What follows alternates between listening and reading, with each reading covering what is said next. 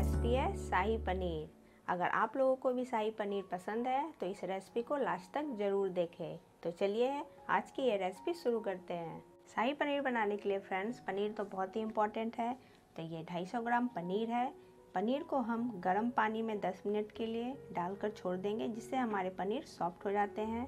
और शाही पनीर बनाने के लिए हमें कुछ और प्रिपरेशन करनी होती है। तो चलिए देखते हैं वो प्रिपरेशन क्या है। शाही पनीर बनाने के लिए फ्रेंड्स ये 2 मीडियम साइज़ के टमाटर, ये 1.5 इंच अदरक का टुकड़ा और 7 से 8 लहसुन की कलियां, जिसका हम एक पेस्ट बना लेंगे। ये 2 साबुत लाल मिर्च को मैं गर्म पानी में डाल के रखी हूँ, जिससे लाल मिर्च हमारे सॉफ्ट हो जाएंगे और टमाटर के साथ पीसने पर एक बहुत ही अच्छा रंग आएगा उसमें। ये 2 मीडियम साइज़ के प्याज, जिसका भी हम एक पेस्ट बना लेंगे। और ये लगभग आधा कप काजू है। काजू का भी हम पेस्ट बना लेंगे, लेकिन पेस्ट बनाने से पहले काजू को हम 10 मिनट के लिए गर्म पानी में भिगो के रख देंगे। तो ये गर्म पानी में भिगोए हुए काजू हैं। टमाटर, लहसुन, अदरक और लाल मिर्च का हम एक साथ पेस्ट बनाएंगे। काजू का पेस्ट हम अलग बनाएंगे और प्याज का पेस्ट भी हम अलग बनाएंगे। तो चलिए इसका एक पेस्ट बना लेते हैं। ये टमाटर, प्याज और काजू का मैं एक फाइन पेस्ट बना ली हूँ। साथ ही ये 3 टेबल स्पून दही है। दही को आप अच्छे से फेंट लें। और ये 4 टेबल स्पून क्रीम है। क्रीम को भी आप अच्छे से फेंट लें। शाही पनीर बनाने के लिए कढ़ाई हमारी गर्म हो चुकी है और अब मैं इसमें 4 टेबल स्पून देसी घी ऐड करूँगी। घी से शाही पनीर का स्वाद बहुत ही अच्छा आता है। तो ये 4 टेबल स्पून मैं घी ऐड कर दी हूँ।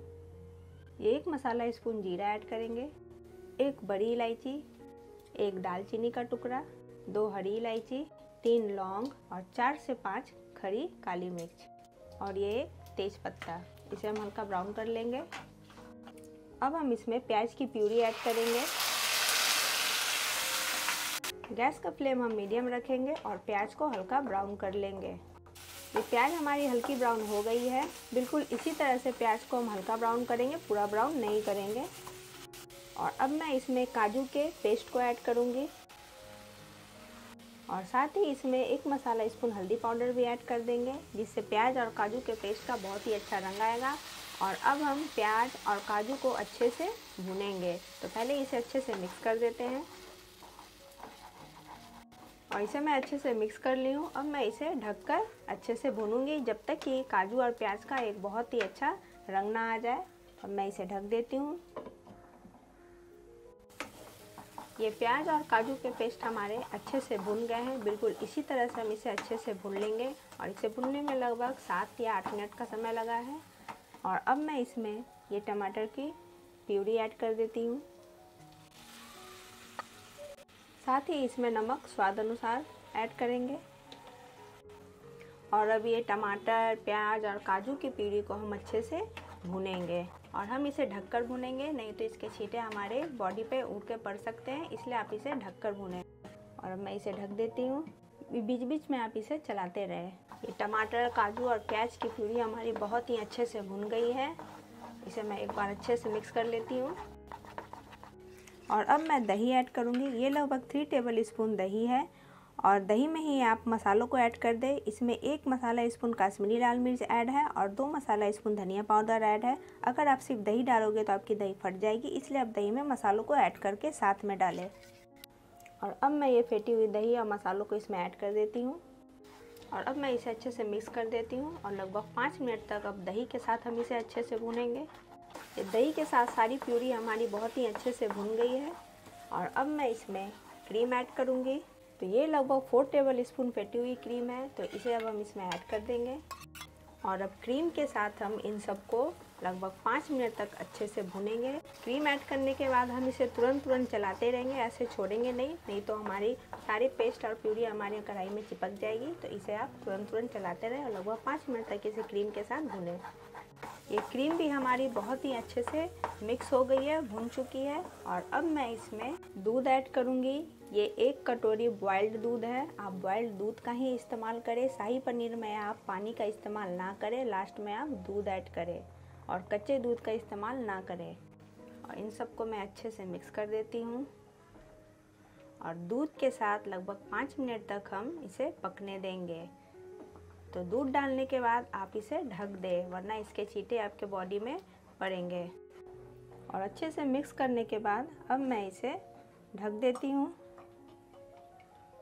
और ये दूध भी हमारी बहुत ही अच्छे से पक गई है। अब मैं इसमें 1 मसाला स्पून गरम मसाला ऐड करूँगी। 1 मसाला स्पून गरम मसाला है और साथ ही अब मैं इसमें पनीर भी ऐड कर दूँगी और अब इसे अच्छे से मिक्स कर लेते हैं। अगर आप शाही पनीर में मीठा टेस्ट पसंद करते हैं तो हाफ टेबल स्पून आप शुगर ऐड कर सकते हैं। मैं यहाँ शुगर ऐड नहीं कर रही हूँ। और लास्ट में शाही पनीर में हम कसूरी मेथी ऐड करेंगे। कसूरी मेथी को हम ऐसे ऐड नहीं करेंगे, रोस्ट करके ऐड करेंगे, जिससे आपके शाही पनीर का स्वाद बहुत ही बढ़िया आएगा। कसूरी मेथी को रोस्ट करने के लिए आप एक तवे को गरम कर लें और गैस का फ्लेम बंद कर दें और गर्म तवे पे कसूरी मेथी को डाल दें। ध्यान रहे गैस का फ्लेम चालू नहीं रहना चाहिए, गैस का फ्लेम बंद रहना चाहिए। और बस इस तरह से आप कसूरी मेथी को रोस्ट कर ले गर्म तवे पे। और अब ये रोस्ट किए हुए कसूरी मेथी को हम इस शाही पनीर में ऐड कर देंगे और अब इसे अच्छे से मिक्स कर लें और गैस का फ्लेम बंद कर दें और आपकी स्वादिष्ट शाही पनीर बनकर तैयार है। और अब मैं आपको एक बाउल में सर्व करके दिखाती हूँ।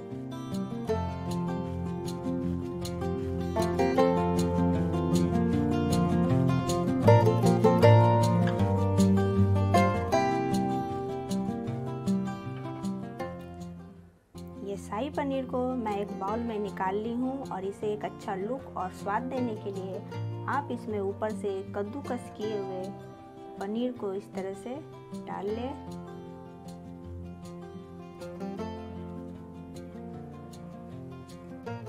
और साथ ही इसके ऊपर इस तरह से क्रीम डाल दें